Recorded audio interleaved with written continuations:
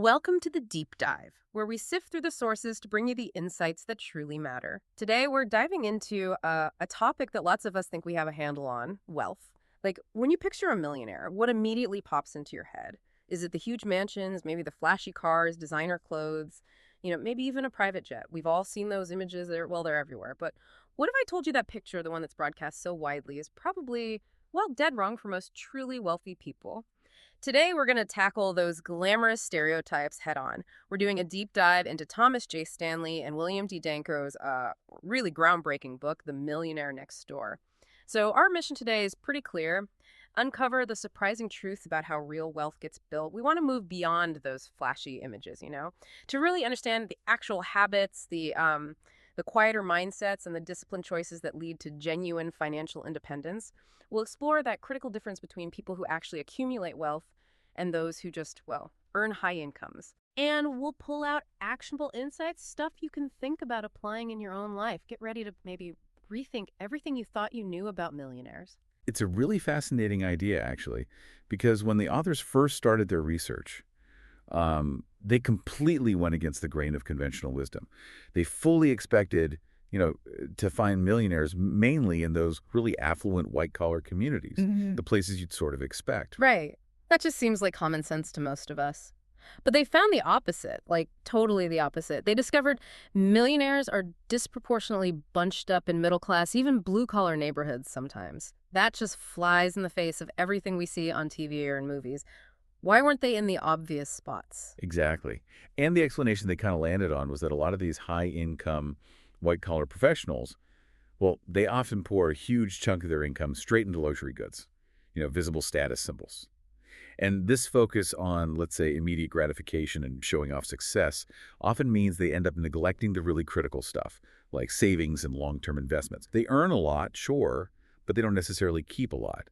And definitely not in the places you'd first think to look. Ah, okay. And that brings us right to one of the book's really core ideas, doesn't it? This distinction they make between, what is it, under accumulators of wealth, Right. UAWs. Right, UAWs. Versus prodigious accumulators of wealth, or PAWs. So UAW is someone basically with a low net worth compared to how much they earn. They tend to focus on, like, consuming that income pretty much as soon as it comes in. Right. And conversely, a PAW is someone who accumulates significantly more wealth relative to their income, much more. They're the ones who, according to this rule of thumb the authors came up with, have a net worth well over what you'd expect. Okay. There's actually a simple calculation you can use sort of as a benchmark for yourself. You take your age, Okay. multiply it by your pre-tax annual household income, and then just divide that number by 10. That gives you a rough sense of what your net worth, quote unquote, should be for your income level. Okay, let's try that. So using their example, a 50-year-old doctor earning, say, $250,000 a year, according to this rule, they should have a net worth somewhere around, $1.25 million. So if their actual net worth is way lower than that, they'd probably fall into that UAW category. Precisely. And what that calculation really throws into sharp relief is the huge difference between being balance sheet affluent, meaning you have real substantial wealth, a high net worth million, versus just being income affluent. And a lot of those high-earning UAWs, they fall squarely into that second category. They make a lot, maybe look wealthy, but they don't actually own a lot. Okay, so if the stereotype is wrong, what are these prodigious accumulators of wealth, these PAWs, actually doing differently? What's their secret? The book lists, 7 common traits? And the number one reason sounds almost, well, too simple. They live below their means. It's not about being stingy, they say, but about real financial discipline. But discipline almost undersells it, It's more than just knowing you should save. It's about actively fighting those really deep psychological urges for immediate gratification and all the societal pressure that comes with it. PAWs don't just know they should live below their means. They've actually structured their lives around it. Saving and investing become the default, almost automatic. They find satisfaction in, like, future security and hitting long-term goals rather than that instant buzz from buying something new. And that's a pretty profound mental shift for most people. And a huge part of living below their means seems to be actively steering clear of status symbols, avoiding that whole status lifestyle, as the authors put it. We're talking about things like buying brand new, expensive imported cars, which the book consistently calls out as just poor value. Right. And branded consumer goods too, right? Just assets that lose value quickly. Yeah. Absolutely. And what's really interesting is how cyclical it can become. If you live in one of those upscale, status-heavy neighborhoods, the pressure is immense. You feel like you have to get more status objects just to keep pace with your neighbors, who often are UAWs themselves doing the exact same thing. So it becomes this like never-ending cycle of buying stuff that loses value, and it makes you more vulnerable to things like inflation and taxes too. That's a really powerful point. It's almost like a social arms race, isn't it? A consumption arms race. You buy the fancy car, your neighbor feels they have to upgrade theirs, and it just keeps going up. How do Pa W's manage to just opt out of that? That whole keeping up with the Joneses game is so ingrained in our culture. Well, fundamentally, they prioritize financial independence over displaying wealth. That's the key. They often drive modest cars, maybe used cars, and live in average neighborhoods, precisely because their focus isn't on getting external validation from others. Their internal scorecard, you could say, is their net worth figure, not what their car model signals about them.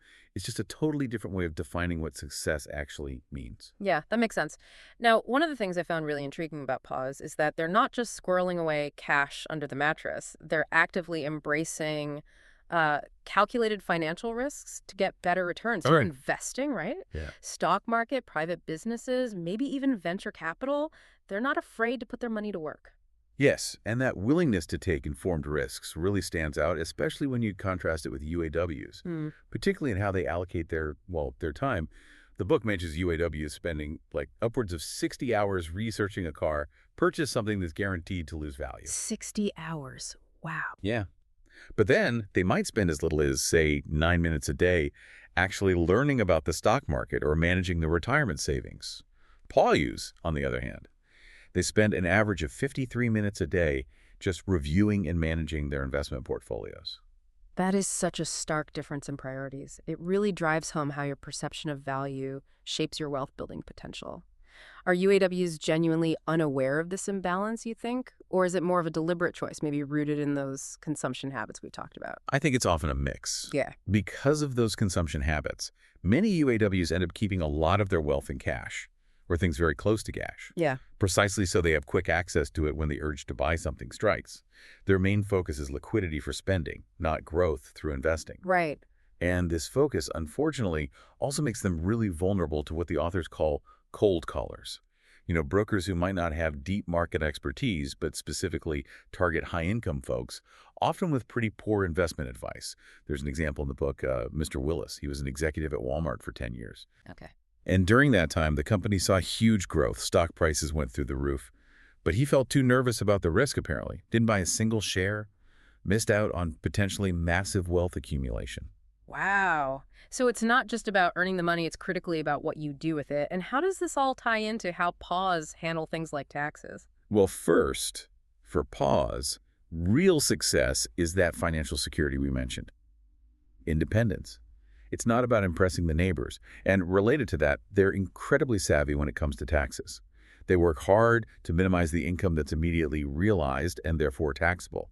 And instead, they maximize wealth that can grow tax-deferred or even tax-free, often using things like 401ks and IRAs. Smart. Yeah, this lets their wealth compound much, much faster over the long run. Every dollar is working harder for them. And you mentioned choices. The authors also noted that many PAWs tend to gravitate towards entrepreneurship, right? Or being small business owners. Is that just about chasing higher income, or is there something else going on there? It's often less about just income potential and more about control. Control. Okay. Exactly. As a business owner, you typically have more leverage over your income streams, sure, but also over your expenses, and crucially, over your time. And as we just discussed, they often invest that time heavily in financial planning and educating themselves. That autonomy directly fuels their ability to accumulate wealth in a way that just working a traditional job often doesn't quite allow.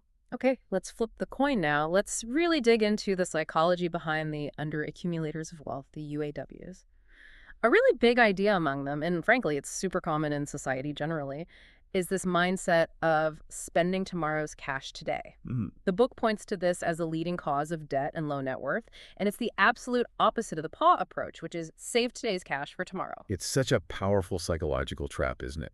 So many UAWs genuinely intend to invest. eventually. But it's always conditional, like, oh, I'll start investing seriously after I get that big raise. Right, I've heard that before. Yeah, but the problem is, when that raise actually happens, the investment usually doesn't. Instead, the extra income just tends to fuel more spending. There's this underlying belief that a lack of wealth can just be fixed by earning more money, not by changing habits. And that feeds right into another concept from the book, the better than theory. This suggests that people often gauge their own success by comparing themselves to, like, their immediate neighbors or their closest relatives. Yep. So as their income goes up, so does this urge to kind of outperform the people they're comparing themselves to, which just leads to more spending, not more saving. It's this treadmill of external validation. And then tied to that is the better off theory. Yeah. This seems to hit UAWs particularly hard if they grew up in, say, poorer households, but then managed to achieve high-income careers themselves. They often feel this really deep need to demonstrate that they are now better off than their parents were, almost like proving their success. And for them, better off usually translates directly into buying luxury stuff. The bigger house, the fancy foreign car, maybe a boat, club memberships. The book uses the example of Teddy Friend. Grew up poor, got exposed to a richer lifestyle somehow, and then once he started earning a high income, he went all out. Big house, luxury car. He believed he was better off because of his possessions, but he actually lacked real financial security. It really is all about the outward appearance, isn't it? Just showing it off. And this seems to be reinforced by another UAW belief. The idea that money is the most easily renewable resource. Like, they see it as something that'll just keep flowing in, so spending it now isn't really a big deal. Right. And, while it might be relatively easier to generate a high income in America compared to actually accumulating wealth, Yeah. holding on to that belief completely undermines any motivation to save or invest seriously. It fosters this mindset where immediate gratification always wins because, hey, more money will come later. Which leads to some really, really counterintuitive findings in the book. Like, you mentioned professions like doctors, physicians, lawyers, dentists. They're actually twice as likely to be UAWs than PAWs. We're always told to get a high-paying job, that's the path to wealth. But you're suggesting it can almost be a trap for some. How does that actually work? And maybe more importantly, what could someone in one of those fields do to avoid falling into that trap? It's a really fascinating paradox, isn't it? There are a couple of key reasons. First, yeah, those professions demand a lot of education. That means a delayed start to earning and accumulating wealth, because early income often goes straight to tuition and paying off hefty student loans. Makes sense. Second, and maybe even more powerful, is that society, especially American society, has kind of prescribed this high consumption lifestyle for these roles. There's an expectation of living in an upscale neighborhood, having multiple cars, maybe a boat. It's that better than theory playing out really intensely. The high income almost comes with this pre-assigned luxury budget that just eats up potential savings.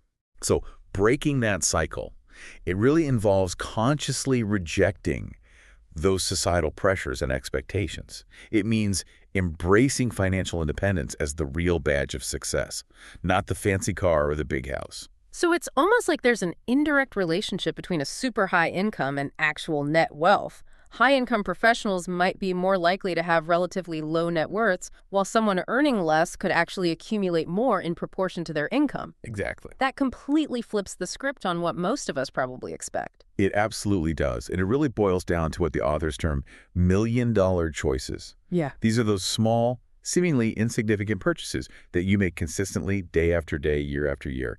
And cumulatively, they just prevent wealth from building up. The book gives this really stark example. Remember Mr. Friend, the guy with the fancy car? Yeah. His parents, who were poor, smoked 3 packs of cigarettes a day between them for 46 years. Yeah. If they had taken that cigarette money and just invested it consistently, reinvesting the returns, that portfolio would have grown to over $2 million, more than the value of their home by about $33,000. These choices, they seem tiny at the time, marginal, but their long-term impact is just colossal. That is, yeah, that's truly sobering when you put it like that. And these choices, these spending habits, they don't just impact the individual, do they? They can actually ripple down through generations. The book talks about how kids raised in those high-consumption UAW households often end up becoming UAWs themselves. They kind of internalize this belief that luxury is just expected. It's normal, even if their own income doesn't actually support it. It's like an extreme version of that better off theory, just passed down. Yeah, and that generational cycle is often fueled, or at least enabled, by something the authors call economic outpatient care, EOC for short. This is basically when affluent parents provide regular financial help to their adult children. Gifts, subsidies, things like that. Mm. And while it nearly always comes from a good place, love and support, the actual impact can be really damaging to the child's long-term financial well-being. And there's data to back that up, right? The book mentions that adult children who receive this EOC, they have almost the same annual income, like 98% as their peers who don't get that help. Right. But, and this is the kicker, they only have about 57% of the net worth. Yeah. That's a massive gap. It really shows how EOC can create this false sense of financial security that might last their whole lives. It really does. What often happens is these EOC recipients buy homes in pricey neighborhoods that are way beyond what their own income could realistically support. Think like buying a $300,000 house on a $60,000 salary, Right. just because mom and dad help with the down payment. But then the pressure starts. You've got the fancy house, so now you need the fancy car to park in the driveway, the expensive furniture inside, the latest electronics, and that EOC money. It usually gets consumed right away. It's not invested. It can even just get mentally absorbed into their idea of their regular annual income, leading them to anticipate future spending based on continued support, which just creates more reliance. Okay, now it's always important, especially with influential books like this, to look at things through a critical lens too. And in this case, Nassim Nicholas Taleb, the author of Fooled by Randomness, he offered some pretty pointed criticism of the Millionaire Next Door's basic premise. What was his main issue? What did he point out that might make us pause and think a bit more deeply? Taleb's main critique centered on the idea of survivorship bias. Survivorship bias, okay. Yeah. He argued that the book largely overlooked, or failed to properly account for, the underperforming assets, or maybe more importantly, the unobserved losers in this whole wealth accumulation game. What he means is, we only really study and hear about the people who succeeded, the millionaires. Right. The data might show, that certain habits, like frugality or investing, correlate strongly with being wealthy. But it doesn't necessarily tell us how many other people followed those exact same habits and didn't become wealthy. Maybe because of factors totally outside their control, or just plain bad luck. And he also brought up the timing of the book's research and publication, didn't he? It came out right after a pretty major bull market run in the U.S. Exactly. Which, he suggests, could have skewed the findings. Maybe the strategies highlighted just happened to work particularly well during a time when, frankly, almost everything was going up. It raises a really important question. What about the people trying to accumulate wealth during tough times? During prolonged recessions, like, say, 1982, or even way back in 1935. The analysis really ought to consider the fate of those who tried these methods during less rosy economic conditions, not just the ones who are riding a big wave. It makes you wonder how much of the success described is purely down to individual habits versus just being in the right place at the right time, economically speaking. Precisely. It's a call for critical thinking about the wider economic context. How much of wealth building is truly individual discipline, and how much might be influenced or even dictated by broader market conditions? The authors did a great job observing who was wealthy at that time and what they were doing. But Taleb's point is crucial. We also need to consider those who did similar things but maybe weren't so lucky, or those who managed to build wealth in much harsher economic climates.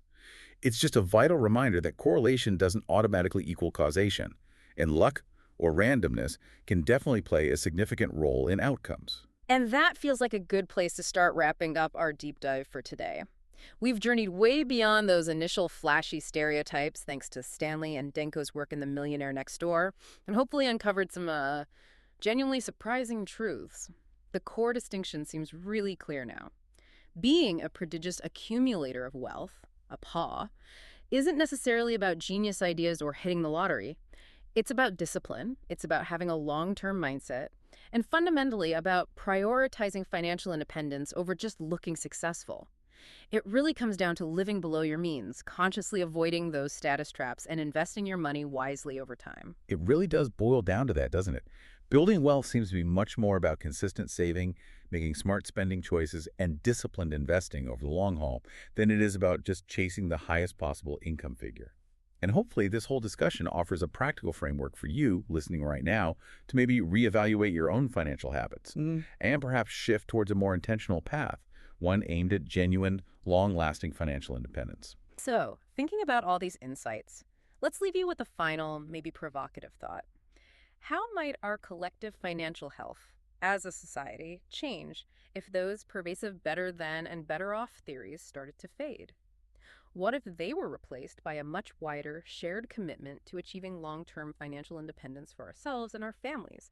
And on a personal level, what small million-dollar choices might you rethink starting today? Not just for your own financial future, which is obviously important, but maybe even thinking about the impact on generations to come. Something to think about. We'll catch you next time on The Deep Dive.